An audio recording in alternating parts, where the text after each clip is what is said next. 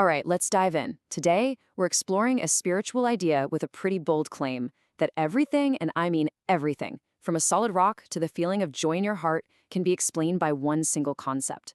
It's a way of thinking that tries to connect physics, emotion, and spirituality all together. So let's get into it. So, the text we're looking at kicks off with a question that, a lot of us have probably thought about. If all these spiritual traditions talk about higher beings, gods, angels, you name it, why can't we just see them? The answer gives us isn't really about faith, it's about physics. And that answer, according to this author, isn't some big mystery. It all comes down to one single idea: vibration. This is pretty much the key that's going to unlock this entire way of looking at the world.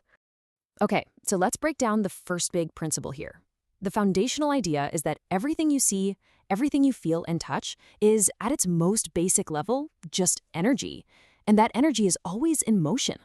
The author calls this vibrational frequency. Now, it's really important to know this is a spiritual take on a concept from physics. The idea is that everything, a rock, a tree, you, me, is made of tiny particles vibrating at a certain speed. So the slower the vibration, the more solid and dense the object is. The faster it vibrates, the less physical it becomes. Now here's where it gets really interesting. This concept is used to create a kind of cosmic pecking order. If everything has a frequency, then you can basically organize all of reality from the lowest frequency to the highest. So what does that actually look like? Well, the author lays it out as a kind of cosmic ladder. At the very bottom, you've got things with the lowest frequency, like a tree. Super solid, very formed. Then you move up through animals, then us humans, and then what the text calls immortals. The frequency gets higher at each step. And right at the top, you have gods, who have the absolute highest frequency and are the most formless. The main thing to get here is that in this system, a higher frequency means a higher level of existence. But how does this explain why we can't see these higher beings? Well, the author, Xu Feng, gives this brilliant analogy. Just picture a dragonfly's wings. When it's sitting still, you can see them perfectly, right? But the second it takes off, the wings beat so fast they just become a blur, or they might even look like they've disappeared completely. The theory here is that gods exist at a frequency that's so high, they're like those dragonfly wings moving at an impossible speed. They're right there, but they're vibrating way outside the range of what our eyes can pick up. Okay, so that's the big cosmic theory. But what does this have to do with us in our day-to-day lives? Well, this is where it all gets really personal. The idea is that our emotions are a direct reflection of our own vibrational frequency. Just think for a second about how different emotions actually feel in your body. According to this text, that feeling is a real, measurable thing. Emotions like fear, anger, or confusion, those are described as low-frequency states. They feel heavy, right? Dense, constricting. But on the flip side, feelings like joy, peace, and gratitude are high frequency. They feel light, open, expansive. So from this point of view, your emotional state is basically a direct readout of your personal vibration. And get this, the author takes it even further. They connect this whole principle to physical pleasure, suggesting that faster movement, which is seen as a higher frequency, actually intensifies the experience.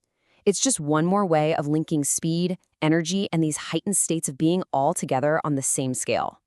So this all leads to the big practical question. If your frequency is tied to your reality and how you feel, then what can you actually do about it? Well, the most important thing, according to this text, is to learn how to raise it. First up, the author talks about what to avoid, the things that are believed to drag your frequency down. And the list includes stuff you might expect: selfishness, jealousy, anger, arrogance. But in this framework, these aren't just seen as bad personality traits. They're states of being that literally weigh you down, anchoring you in a denser, lower vibration. And then, of course, here's the other side of the coin. These are the practices that are said to actually elevate your frequency.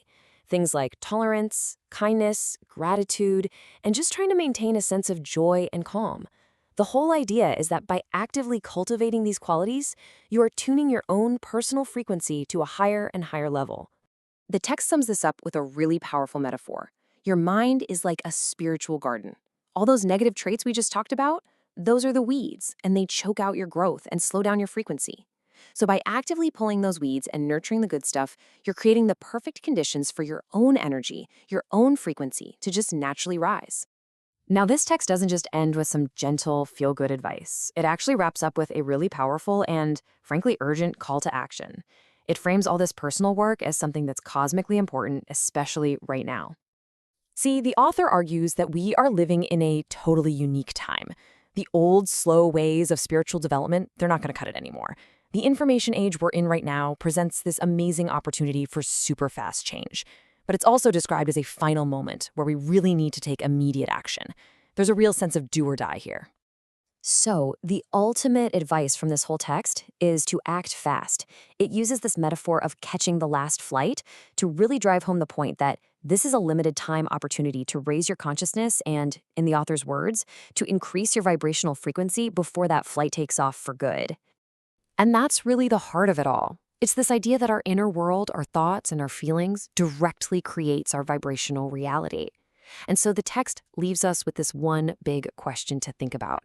If your state of mind really does shape your reality, what frequency are you choosing? Thanks for tuning in.